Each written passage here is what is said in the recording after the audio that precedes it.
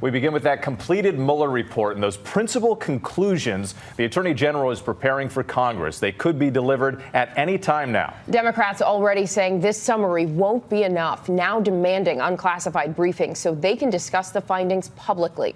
And despite not being briefed on the report, President Trump is said to be feeling like a cloud has been lifted. ABC's White House correspondent Tara Palmieri is in West Palm Beach, where the president is spending the weekend. Tara, good morning.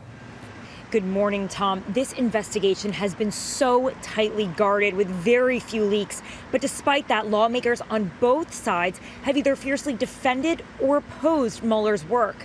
And now they're waiting to see where the chips fall. All of Washington is anxiously waiting on Attorney General William Barr to comb through the Mueller report. The most important thing is that we get this report out there publicly.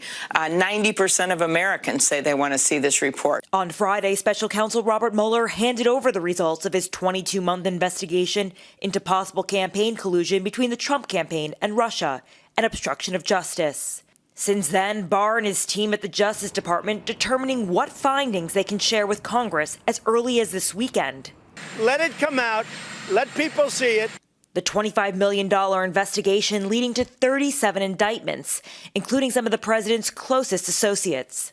Lawmakers on both sides of the aisle already demanding to see the full report and the underlying evidence. Democrats threatening to use their subpoena power to get it. Congress is going to need the underlying evidence because some of that evidence may go to the compromise of the president or people around him that poses a real threat to our national security, and we need to know it if that's the case. But some Republicans are saying it's time to move on.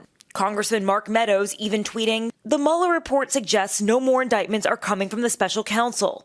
If that's true, it would mean we just completed 2 years of investigating Russian collusion without one collusion-related indictment." With no new indictments, President Trump spending a relaxing weekend at his Palm Beach resort, where he went golfing with Kid Rock. Sources say Trump is glad the investigation is over, even though the White House is yet to see the results. In the past year, Trump claimed there was no collusion 231 times, according to the Washington Post, and frequently bashed the special counsel. But in the 24 hours following the report's release, he was uncharacteristically silent. At a GOP fundraiser in Florida on Friday, sources say Trump did not mention the Russia investigation. While Democrats wait on Barr's summary, they're already demanding that any briefings on Mueller's report be unclassified so they can share them with the American public.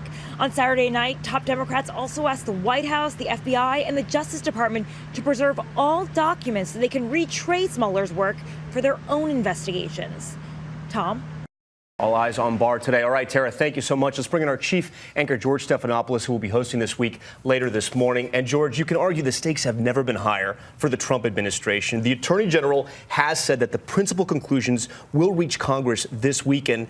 But he's going to try to get it. He's going to try to get it. That's true. That's true. But the contents, whether good or bad for the president, are so important here. And on top of that, you have the political implications hovering over all of this. Which is why he's taking his time. I guess we've been told that the Attorney General has been reading this report since Friday afternoon, was huddled with Rod Rosenstein, the Deputy Attorney General, who's been overseeing the Mueller investigation yesterday all day long at the Justice Department as well. He's got to get this right. But as you've seen in Tara's piece, we've already heard from Democrats, some Republicans on Capitol Hill as well. No matter what he sends over, that's not going to be enough for many of them. They want to see the entire Mueller report, the underlying evidence as well, and that's going to be a battle. Yeah, the Attorney General has full authority here to release what, if anything, to the public. As you mentioned, congressional leaders have said they want the full report released. He has said he's committed to transparency here, but do we know what that means to him? Well, he's also said he's committed to transparency consistent with the law and regulations of the Justice Department. And as Rod Rosenstein has said, that it's Justice Department policy, supposed to be Justice Department policy,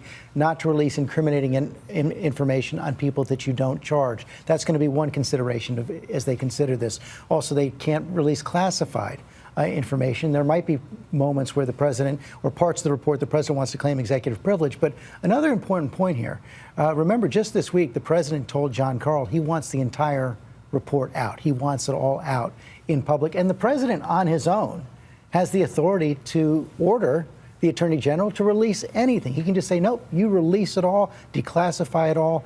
Will the president do that? I don't think so.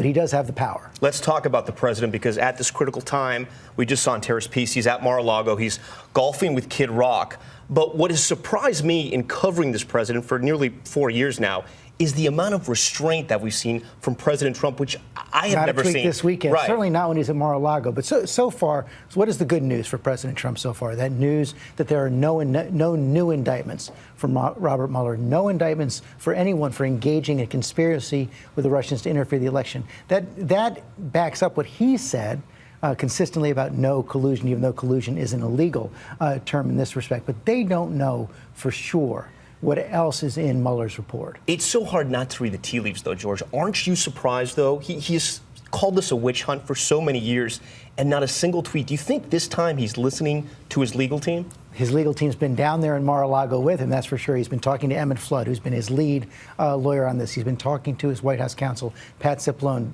We're told that they're telling him Barr is not out to hurt you. Again, that doesn't necessarily tell you everything we need to know about what's in the Mueller report or what exactly or how exactly Barr is going to summarize it, but they are counseling him to be quiet, at least until they see these first conclusions. Let's talk about the politics of all of this, especially if this is perceived or if it is a victory for the president. Is there a danger here for Democrats?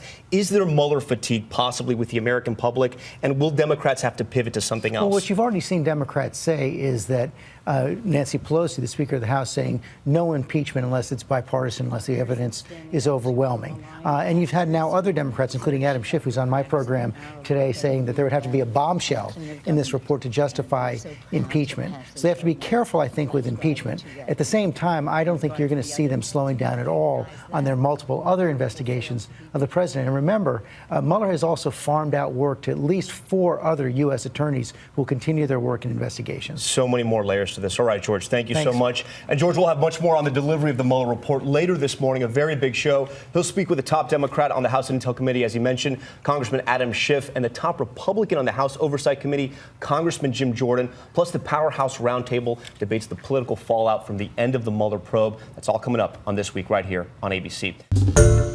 Hi, everyone. George Stephanopoulos here. Thanks for checking out the ABC News YouTube channel. If you'd like to get more videos, show highlights, and watch live event coverage, click on the right over here to subscribe to our channel. And don't forget to download the ABC News app for breaking news alerts. Thanks for watching.